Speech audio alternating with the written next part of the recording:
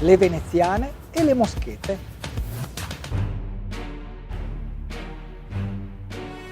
In quest'epoca social è facile per una ragazza, come per chiunque altro, dare ragione del proprio mood di giornata.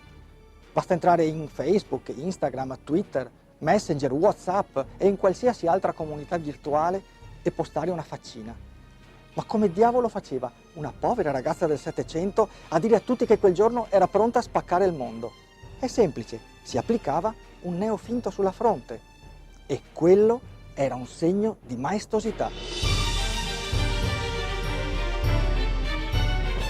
Una consuetudine talmente radicata da aver lasciato traccia, come spesso avviene a Venezia, anche nella toponomastica cittadina. Ed ecco a Castello Calle dei Moschete, dove anticamente vi era probabilmente un produttore di questi singolari elementi di bellezza.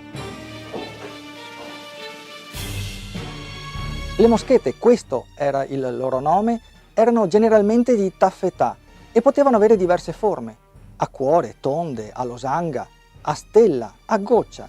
Avevano diversi colori e un significato diverso a seconda del punto del volto in cui venivano applicate. La moscheta sulla gola era galante, sul naso sfrontata, agli angoli degli occhi appassionata, ma anche irresistibile. Se accanto alle labbra poi non si scherzava. Al labbro inferiore era civetta, all'angolo delle labbra assassina. Un linguaggio muto ma esplicito, fatto tutto di seduzione, oggi completamente cancellato dagli emoticon. Ti è piaciuto questo video? Metti il mi piace su Venezia in un minuto e invita i tuoi amici a farlo.